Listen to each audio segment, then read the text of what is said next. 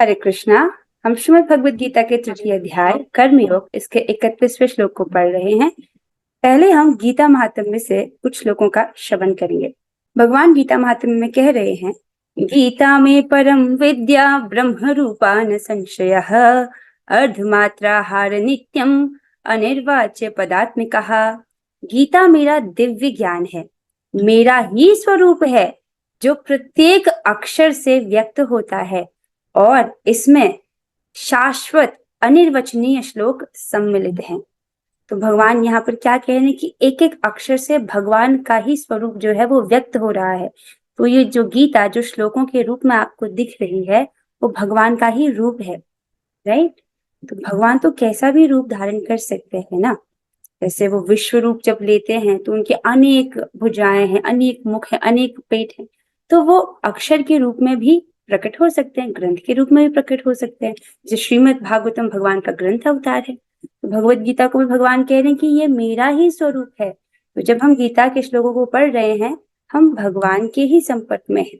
आगे कहते हैं, न शृणोति न पठति गीताम अमृत रूपिणीम हस्तात् त्यक्त्वामृतम प्राप्तम स नरो विषम अश्नुते। जो व्यक्ति अमृत रूपिणी श्रीमद् भगवत गीता का न तो पठन और न ही श्रवण करता है वह उस व्यक्ति के समान है जिसके हाथ में अमृत है तथापि उसे विष पीने हेतु छोड़ देता है। इस जगत में कितने लोग हैं जो वास्तव में गीता रूपी अमृत का पान कर रहे हैं, राइट। जबकि ये तो पढ़ना ही चाहिए। अगर मनुष्य जीवन प्राप्त हुआ है तो गीता श्रवण तो करनी ही चाहिए, राइट। तो फिर भी लोग क्या करते हैं, वो अमृत छोड़ करके विष पी लेते हैं। परंतु आप सभी भाग्यवान हैं क्योंकि भगवान की व्यवस्था से हम गीता पढ़ पा रहे हैं रोज। गीतार्थम अपि पाठम वा शृणुयात् अंतकालतः महापातक युक्तोपि मुक्ति भागी भवेत् जनः। अंत में श्रीमद् भगवद गीता के अर्थ का काल पठन अथवा श्रवण करने द्वारा एक अत्यंत पापी व्यक्ति भी मुक्ति के योग्य हो जाता है। हरि बोल। तो जब हम गीता के पठन और श्रवण के द्वारा क्या कह रहे, एक अत्यंत पापी व्यक्ति भी अंत में मुक्ति के योग्य हो जाता है। That's a good thing. तो लेकिन जो लोग भगवान की शरणागति ले रहे हैं वो पापी नहीं है। भगवान उनको पहले ही बोल देते हैं, 4 प्रकार के लोग मेरी शरणागति लेते हैं वो पुण्यात्माएं होती है। सभी पुण्यात्माओं का स्वागत है। Now let us do today's श्लोक। आज का श्लोक पढ़ते हैं, अध्याय 3 कर्मयोग, श्लोक संख्या 31। पहले हम इस श्लोक की कुछ आवृत्ति करेंगे। कृष्णांश प्रभु जी आप गाइए। ये मे मतम इदम नित्यम ये मे मतम इदम नित्यम अनुतिष्ठन्ति मानवाः अनुतिष्ठन्ति मानवाः श्रद्धावन्तो अनसूयन्तो श्रद्धावन्तो अनुसूयन्तो मुच्यन्ते तेऽपि कर्मभिः। मुच्यन्ते तेऽपि कर्मभिः। बहुत सुंदर प्रभु जी, आपने अच्छा गाया। अनीता माता जी आप गाइए। ये मे मतम इदम नित्यम ये मे मदम् इदं नित्यम् अनुतिष्ठन्ति मानवाः अनुतिष्ठन्ति मानवा श्रद्धावन्तो अनसूयन्तो श्रद्धावन्तो अनुसूयन्तो मुच्यन्ते तेऽपि कर्मभिः। मुच्यन्ते तेऽपि कर्मभिः। बहुत अच्छे माता जी। कौन गाएंगे? आभा माता जी एक बार आप गाइए।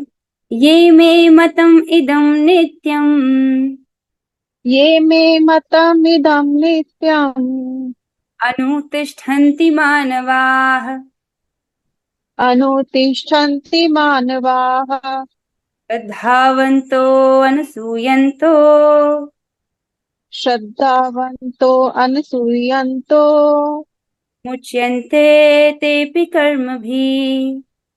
मुच्यन्ते तेऽपि कर्मभिः। बहुत अच्छे माता जी। ओके, कौन गाएंगे आप? ठीक है, चलो हम आगे बढ़ते हैं। इस श्लोक में भगवान कहते हैं इस श्लोक में एक्चुअली लाभ बताए गए हैं भगवान की आज्ञा का पालन करने का। जो व्यक्ति भगवान की आज्ञा का पालन करेंगे उनको क्या लाभ प्राप्त होगा। तो भगवान इस श्लोक में कह रहे हैं, जो व्यक्ति मेरे आदेशों के अनुसार अपना कर्तव्य करते रहते हैं और ईर्ष्या रहित होकर इस उपदेश का श्रद्धा पूर्वक पालन करते हैं, वे सकाम कर्मों के बंधन से मुक्त हो जाते हैं। बहुत बहुत सुंदर। अनादिकाल से हम इस जगत में फंसे हुए हैं। जब हम भगवत गीता के विषय में पढ़ते हैं तो इसके 5 सब्जेक्ट हैं, राइट। भगवत गीता में 5 विषयों की चर्चा है। क्या है? ईश्वर, जीव, प्रकृति, कर्म और काल, राइट। तो जब हम इसे पढ़ते हैं तो उसमें से 4 चीजें जो हैं वो शाश्वत है। क्या क्या शाश्वत है? ईश्वर शाश्वत है, जीव शाश्वत है, प्रकृति शाश्वत है और काल भी शाश्वत है। लेकिन हमने पढ़ा था कि कर्म वो शाश्वत नहीं है। शाश्वत मतलब जो हमेशा से था, है, हमेशा रहेगा, उसको बोलते हैं शाश्वत, राइट। काल शाश्वत है लेकिन कर्म शाश्वत नहीं है।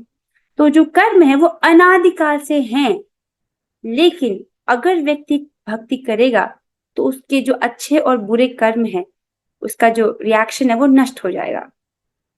तो अनादिकाल से, जैसे देखो भगवान ने 2.12 में हमको क्या बोला था? न त्वेवाहं जातु नासं न त्वं नेमे जनाधिपा न चैव न भविष्याम सर्वे वयमतः परम। हे अर्जुन, ऐसा कभी नहीं था जब तुम नहीं थे, मैं नहीं था, ये सब राजा लोग नहीं थे।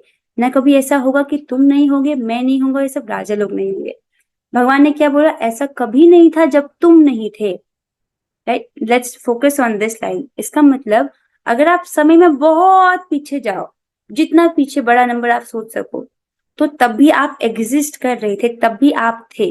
अगर हम आज से लेट्स से 1 करोड़ साल पीछे चले जाते हैं तो तब भी आप थे, क्योंकि भगवान ने कहा ऐसा कभी नहीं था जब तुम नहीं थे। आप किसी न किसी फॉर्म में एग्जिस्ट कर रहे थे। ऐसे मतलब कोई किसी और योनि में एग्जिस्ट कर रहे होंगे या अव्यक्त अवस्था में आप होंगे उस वक्त, तो पर आप थे, राइट। अब अनादिकाल से यदि जीव है तो उसके कर्म तो तब से है ना, अनादिकाल से वो कर्म करता आ रहा है और उन कर्म के रिएक्शंस को, अच्छे और बुरे रिएक्शंस को वो भोगता आ रहा है, राइट। जिसके कारण उसको एक के बाद एक और जन्म लेना पड़ रहा है, राइट। अब वो और कर्म करता है, अच्छा या बुरा, तो फिर फंस जाता है क्योंकि उसको अच्छा और बुरा रिएक्शन फिर से झेलना पड़ता है वो। लेकिन भगवान कह रहे हैं अगर जो व्यक्ति मेरे आदेशों के अनुसार कर्म करेगा, राइट, और ईर्ष्या रहित होकर इन उपदेशों का पालन करेगा, श्रद्धा पूर्वक इनका पालन करेगा, तो क्या होगा? वे सकाम कर्मों के बंधन से मुक्त हो जाते हैं, राइट। तो सकाम कर्म अर्थात उन्होंने जो ऐसे कर्म किए हों फल की इच्छा से, उनके बंधन से वो मुक्त हो जाता है। इस श्लोक को समझिए, बहुत सुंदर श्लोक है। ये मे मतम इदम नित्यम, जो मेरे इन आदेशों को, जो कि कैसे नित्य हैं, नित्यकारी रूप में, जो कि शाश्वत है। भगवान जब भी आते हैं एक ही शिक्षा देते हैं। अनुतिष्ठन्ति मानवाः, जो नियमित रूप से इनका पालन करते हैं। कौन? मानव, वो मनुष्य, राइट। श्रद्धावंतो अनसूयन्तो, ये बहुत इंपॉर्टेंट है। कैसे? श्रद्धा सहित और अनसूयन्तो अर्थात बिना किसी ईर्ष्या के। देखिए, तो भगवान ने कुछ इंस्ट्रक्शंस दिए, तो लेवल 1, एक तो लेवल वो है जो इंस्ट्रक्शन दिए उनका पालन कर लिया, ठीक है। तो भगवान ने बोला और उन्होंने उसे किया, तो वो तो मुक्त हो ही जाएंगे, उनके सकाम कर्मों के बंधन से वे मुक्त हो जाएंगे।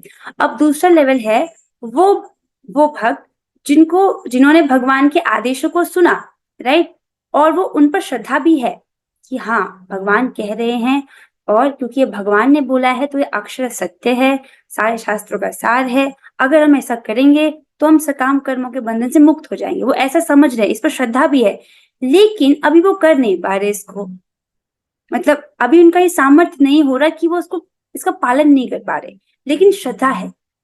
तो भगवान कहते कि वो भी सकाम कर्मों के बंधन से मुक्त हो जाते हैं। और अनुसूयंत अर्थात क्या है? जो तीसरे कैटेगरी में, अर्थात जो न्यूट्रल है। भगवान ने ऐसा बोला, राइट, तो वो क्या कर रहा है? उसको उस पर द्वेष नहीं निकाल रहा, कि वो ये नहीं कह रहा कि इसमें कुछ बुराई है, तो उसमें द्वेष नहीं कर रहा वो कि हाँ भगवान ने बोला ठीक है, तो उसमें वो ये नहीं कह रहा कि ये गलत है बुरा है, ऐसे दोष नहीं निकाल रहा। तो इस पर भी भगवान की कृपा होती है और ये भी आगे चलकर इनको पालन कर पाता है।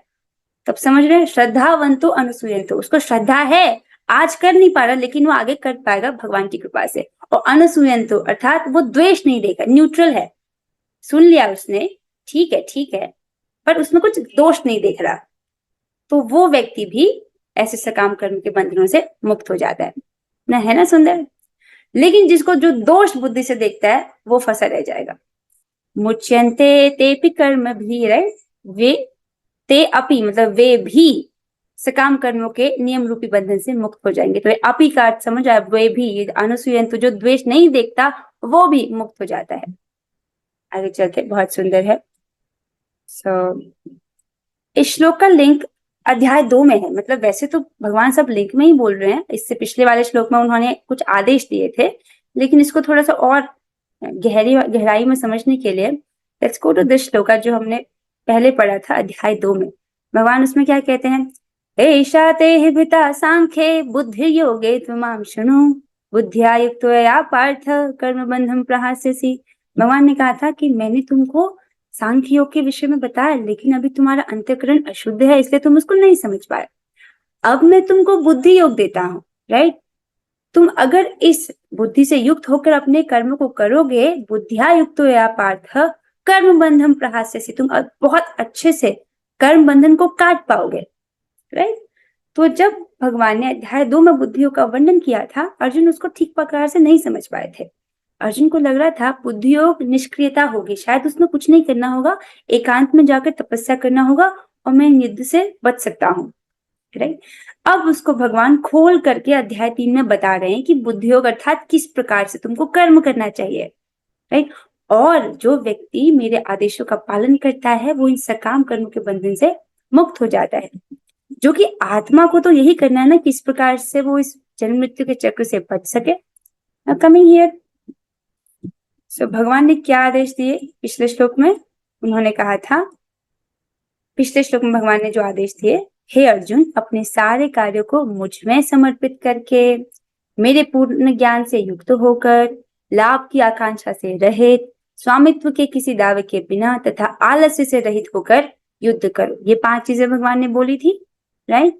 जो इन आदेशों का पालन करता है वो क्या होता है, सकाम कर्मों के बंधन से मुक्त हो जाता है। और कैसे करना है, ईर्ष्या रहित होकर और श्रद्धा पूर्वक। श्रद्धा है कि भगवान बोल रहे हैं और भगवान जो बोलते हैं वो पूर्ण है, उसमें कोई त्रुटि नहीं है, वो अक्षर सत्य है।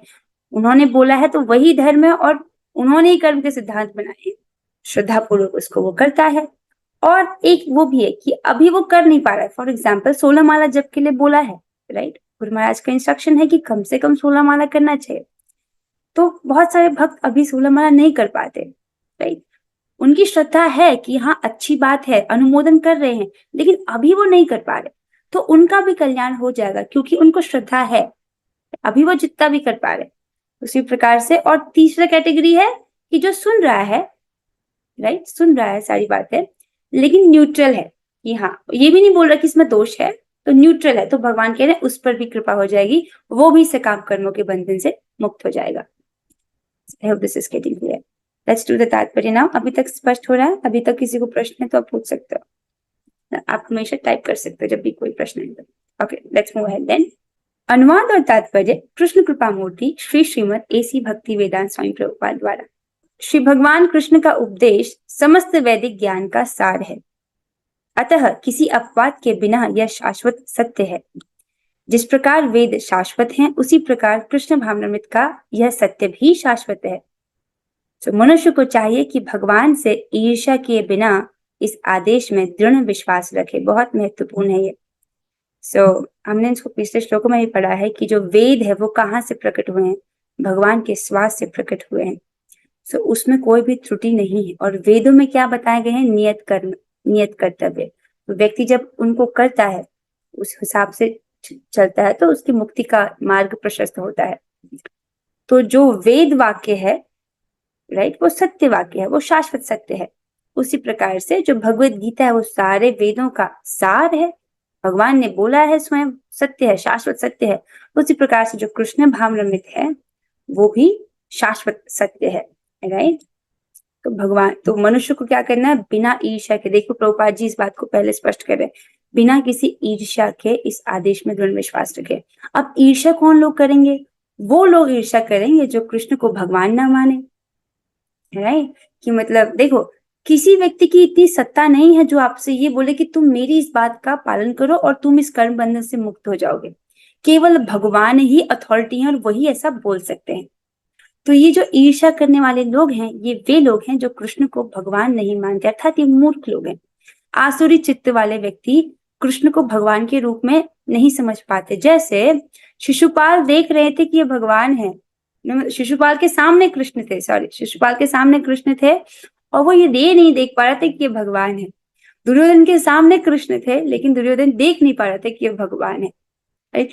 इवन यहाँ तक कि भगवान श्री कृष्ण ने अपना विश्व रूप भी दिखाया दुर्योधन को, उसके बाद भी वो ये नहीं समझ पाया कि ये भगवान है। तो जो आसुरी चित्त वाले व्यक्ति हैं वो देख ही नहीं पाते कि ये भगवान है। ओके, सो ये तो आज भी शाश्वत मतलब क्या होता है माता जी? ओके, शाश्वत मतलब जो हमेशा से था, है और हमेशा रहेगा। जैसे भगवान हमेशा से थे, आज भी हैं और हमेशा रहेंगे। और जीवात्मा, आप भी हमेशा से थे, हो और हमेशा रहोगी, राइट। अभी आप जिस शरीर में हो वो शरीर हमेशा नहीं रहेगा, लेकिन आप हमेशा से थी, हैं और हमेशा रहेंगी। जब ये शरीर छूट जाएगा तो एक और शरीर होगा, लेकिन आप तब भी एग्जिस्ट करोगे। शाश्वत मतलब जो हमेशा से था, है और हमेशा रहेगा। ओके, हाँ, तुम कहाँ पर थे कि मनुष्य को चाहिए कि भगवान से ईर्ष्या किए बिना, और ईर्ष्या कौन करता है, वो जो कृष्ण को साधारण मनुष्य समझते हैं या सोचेंगे हाँ ठीक है, कृष्ण कोई महापुरुष रहे होंगे जिन्होंने भगवत गीता का ज्ञान दिया 5000 वर्ष पहले, अब वो मर गए और चले गए, राइट। ऐसे भी मूर्ख होते हैं, वे सोचते हैं कि वो तो कोई इंसान थे, उनको हम अपने सारे कर्म कैसे समर्पित कर सकते हैं, राइट। इस प्रकार की मूर्खता भरी वो बातें करते हैं। जबकि जो भगवत गीता पढ़ रहा है, पहली चीज व्यक्ति ये समझता है कि ये भगवान ने बोली है, श्री भगवान वाच, राइट, ये भगवान बोल रहे हैं, राइट। तो भगवान बोल रहे हैं अर्थात एक एक शब्द इसका सत्य है। और भगवान तो यज्ञ में हमेशा ही प्रतिष्ठित रहते हैं। जब भी कहीं पर यज्ञ होता है भगवान वहां पर विद्यमान रहते हैं। जैसे हम भगवत गीता रूपी यज्ञ कर रहे हैं तो भगवान यहाँ पर विद्यमान है, भले हमको इन भौतिक चक्षु से दिखाई ना दे रहे हो। आपके हृदय में भी भगवान है, मेरे हृदय में भी भगवान है। भगवान कहते हैं ना इसको अध्याय 15 में, सर्वस्य चाहम हृदय सन्निविष्टो मत्त स्मृति ज्ञान पोहनम च, सभी जीवात्माओं के हृदय में आसीन हूँ, स्थित हूँ, तो परमात्मा के रूप में भगवान ही है। तो जो मनुष्य जो कृष्ण को मनुष्य समझता है वो उनसे ईर्ष्या करता है कि अरे ये मनुष्य हो करके ऐसे क्यों बोल रहे, सारे कर्मों को मुझे समर्पित करो, वो ही ईर्ष्या कर सकता है, वो एकदम आसुरी चित्त वाले लोग। तो जो भगवान के भक्त हैं उनको तो इस इंस्ट्रक्शन में कोई परेशानी होती नहीं। आगे चलते हैं। ऐसे अनेक दार्शनिक हैं जो भगवत गीता पर टीका रचते हैं किंतु कृष्ण में कोई श्रद्धा नहीं रखते। वे कभी भी सकाम कर्मों के बंधन से मुक्त नहीं हो सकते, and this is very serious. बहुत सारे आपको भगवत गीता पर व्याख्याएं दिखाई देंगी, बहुत सारी हैं, इवन बहुत सारे संप्रदाय भी हैं जो भगवत गीता पर लिखते हैं, लेकिन कृष्ण को भगवान नहीं मानते। तो द मोमेंट उन्होंने कृष्ण को भगवान नहीं माना, उसी वक्त उनकी गीता की वैल्यू हो गई 0, कोई वैल्यू नहीं है उस गीता की फिर, राइट। फॉर एग्जाम्पल, अगर एक पोस्टमैन है, राइट, उसको आपको एक चेक दिया गया है, राइट, पोस्टमैन उस चेक को आप तक लेकर आ रहा है, तो वो करोड़ों का चेक हो सकता है, तो उसकी करोड़ों की वैल्यू है, लेकिन तभी तक जब तक पोस्टमैन उसमें कोई फेर बदल ना करे। अगर पोस्टमैन उस चेक में अपने साइन कर देता है फिर उस चेक की कोई वैल्यू नहीं है। उसी प्रकार से ये जो परंपरा का ज्ञान है, जो ये दिव्य ज्ञान है भगवान से जो आया है, परंपरा में हमको प्राप्त होता है, अगर इसको कोई हेर फेर कर देता है, राइट, अपने अनुसार इसको बदल देता है, तो इस वैल्यू हो जाती है 0। इसीलिए ये दिव्य ज्ञान हमेशा गुरु परंपरा में ही स्वीकार करना चाहिए। आगे चलते हैं। तो जो लोग ऐसी टीकाएं रचते हैं, उनकी कृष्ण में कोई श्रद्धा नहीं है, तो वो कभी भी कर्म बंधन से मुक्त नहीं हो सकते, भले ही इस जगत में वो कितना ही दिखावा क्यों ना करें, राइट। ये कर्म बहुत सूक्ष्म है और सबसे पहली बात तो समझना ये कि भगवद गीता भगवान ने बोली है। आगे चलते हैं।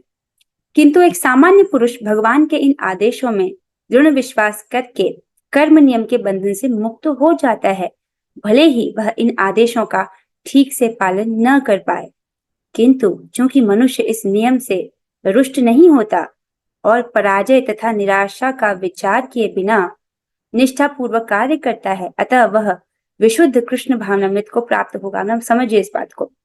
एक सामान्य मनुष्य, राइट, भगवान ने आदेश दिए हैं, तो देखो कोई भी व्यक्ति जो ये समझ रहा है कि ये भगवान का आदेश है, वो उसको क्यों पालन नहीं करेगा। जैसे एक राज आज्ञा, मान लीजिए राजा ने आज्ञा दी, जैसे गवर्नमेंट ने ऑर्डर निकाला है कि कोविड-19 के समय पे कोई बाहर नहीं जाएगा, अगर बाहर जाओगे तो फाइन लगेगा, राइट। तो कोई भी बुद्धिमान व्यक्ति उस रूल को नहीं तोड़ेगा। सिमिलरली ये भगवान की आज्ञा है, भगवान के आदेश है। कोई भी बुद्धिमान व्यक्ति, राइट, जो समझता है कि भगवान है, राइट, इतनी व्यापक बुद्धि है उसकी कि वो समझ रहा है कि भगवान है और ये भगवान का आदेश है, वो क्यों नहीं पालन करेगा, राइट। तो सामान्य पुरुष जो है भगवान के आदेशों में दृढ़ विश्वास करके वो कर्म नियम के बंधन से मुक्त हो जाता है। लेकिन जो मूर्ख व्यक्ति है, अर्थात नैरो माइंडेड पीपल, इतना छोटा उनका बुद्धि है कि उसमें भगवान नहीं आ रहे, राइट। वो ये नहीं समझ रहा कि ये जो सृष्टि है उसको बनाने वाला एक क्रिएटर है।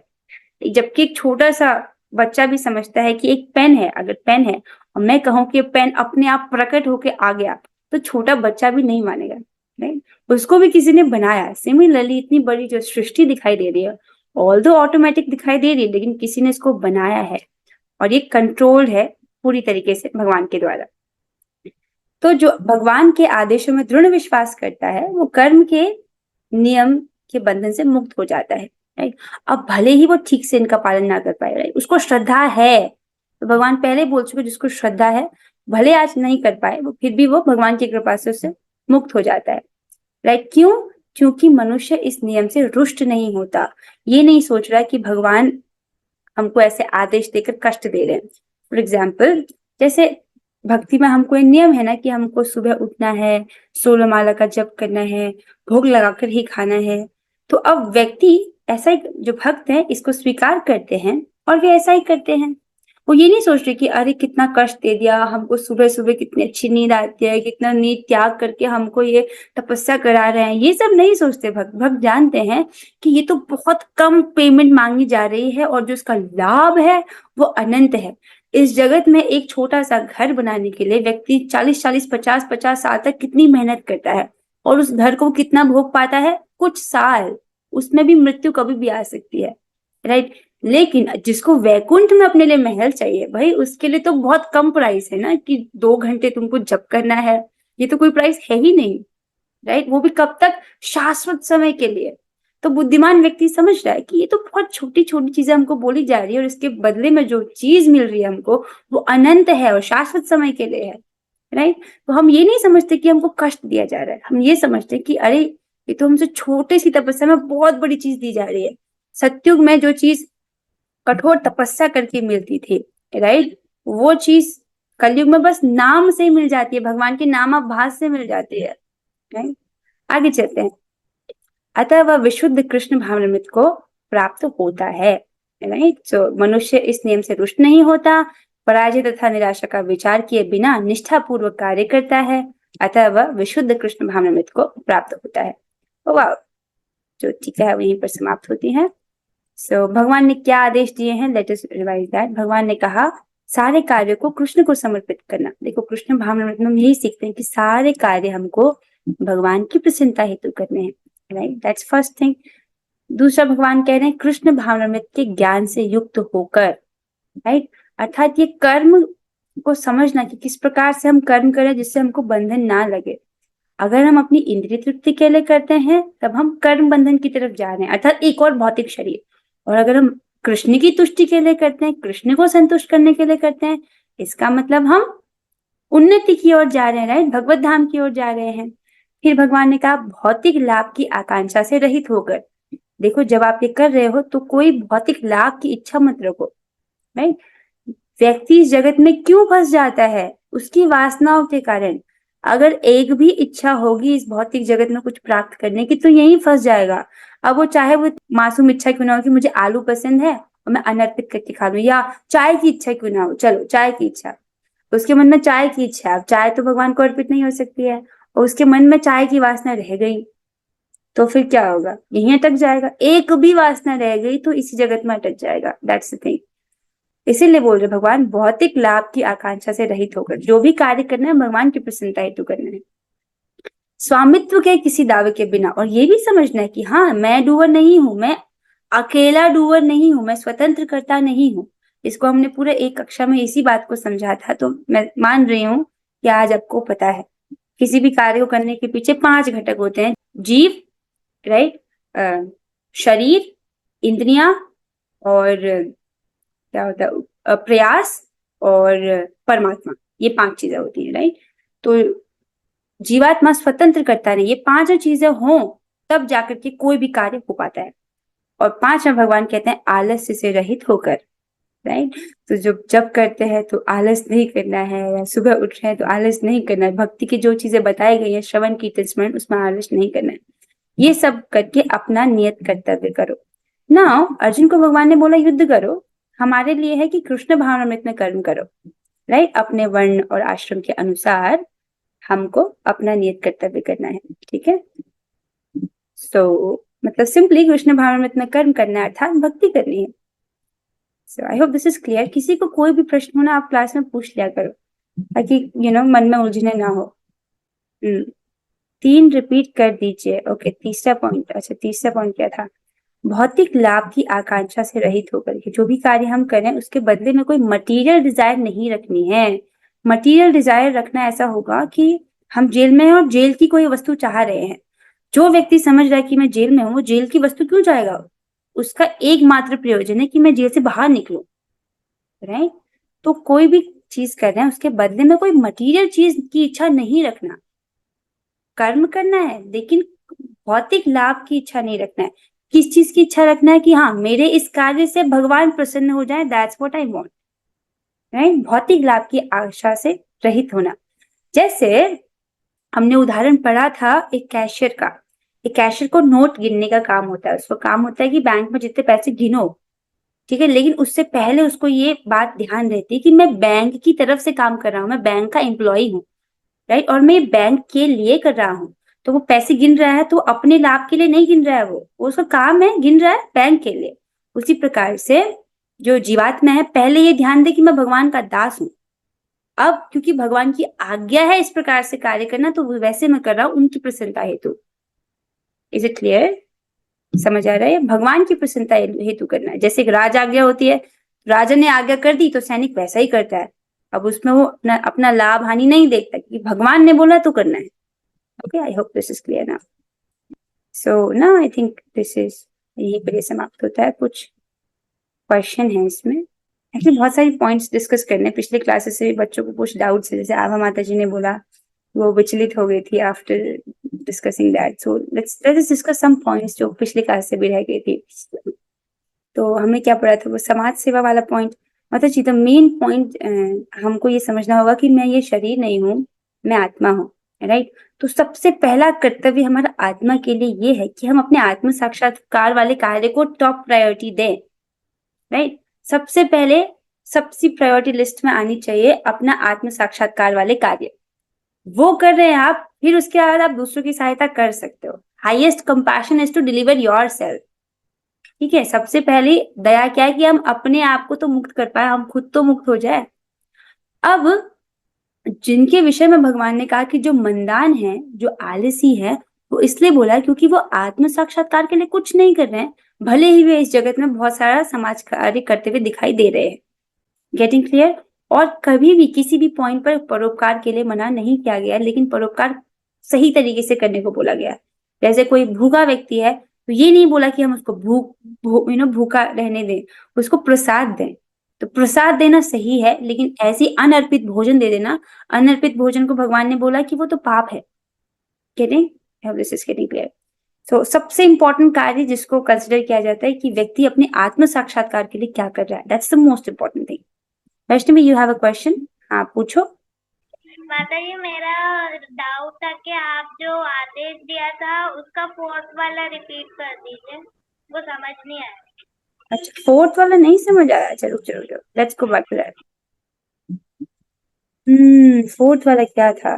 फोर्थ वाला था स्वामित्व के किसी दावे के बिना। ये बताओ, आपने वो वाली क्लास अटेंड की जब हम डिस्कस कर रहे थे कि किसी भी कार्य को करने के पीछे 5 कारण होते हैं? हाँ, ठीक है। तो जब व्यक्ति इस बात को ध्यान नहीं रखता कि कोई भी कार्य के पीछे ये 5 कारण होते हैं और वो सोचता है कि मैं जॉब कर रहा हूँ तो इसका फल तो मैं ही भोगूंगा, मैं काम कर रहा हूँ तो फल तो मुझे ही भोगना चाहिए, वो ऐसे सोचता है, राइट?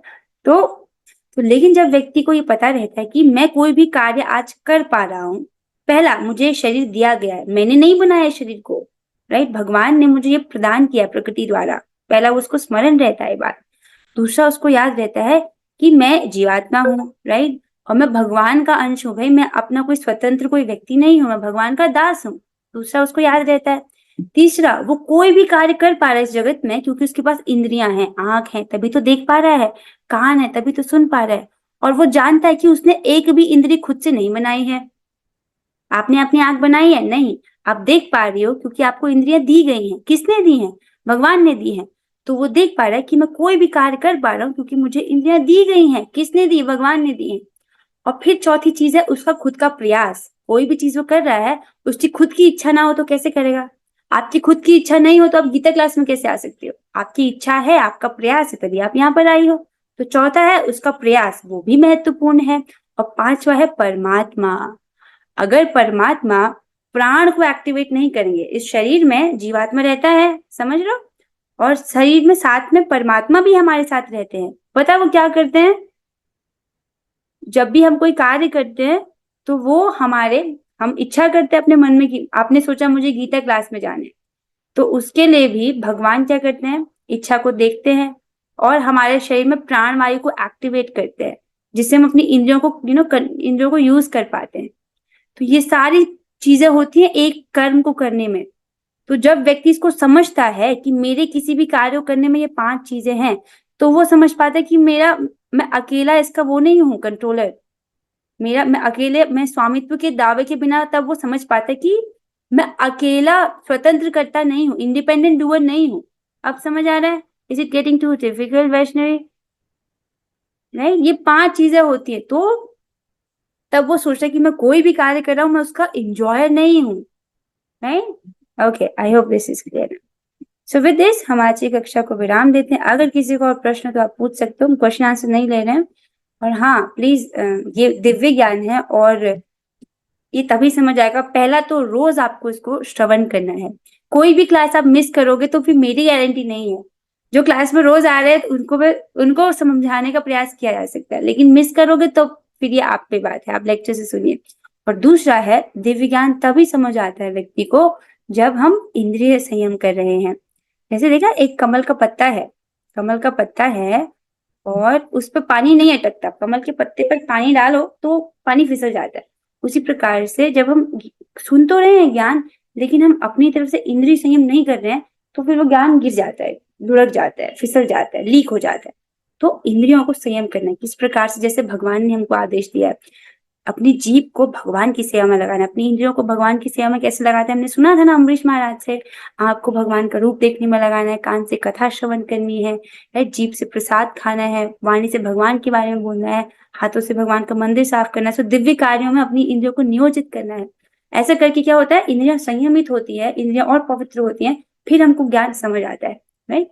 और हाँ, जो भी इंस्ट्रक्शंस बोले गए हैं, भले आप उसको आज पालन ना कर पाओ, राइट, लेकिन श्रद्धा पूर्वक और अनुसूयन, तो उसमें कोई द्वेष नहीं देखना है, राइट? कोई बात यदि आज समझ नहीं आ रही है, मतलब अगर किसी को नहीं समझ आ रहा है, इसका मतलब ये नहीं कि उस बात में कोई दोष है, राइट? तो उसको धीरे धीरे उसको सुनना है, एक दिन वो समझ आ जाएगा। पर उधर दोष नहीं निकालना है। दोष बुद्धि रखेंगे तो फिर कृपा नहीं प्राप्त होगी। दोष बुद्धि से रहित होकर जो देखता है उसका भी उद्धार हो जाता है। आई hope this is clear. With this हम आज की कक्षा को यहाँ पर विराम देते हैं। आप सभी के सहयोग के लिए बहुत बहुत शुक्रिया। आप सभी बहुत उत्साहित भक्त हैं और आपके संग में भगवत गीता पढ़ना बड़े सहजता से हो जाता है। सो आपके सहयोग के कारण ये दिव्य यज्ञ पूरा हो पाता है। अब आप अपने माइक को ऑन कर लीजिए। हम 3 बार हरे कृष्ण महामंत्र बोलेंगे। चलिए हम सब साथ में करते हैं। Let's do it together.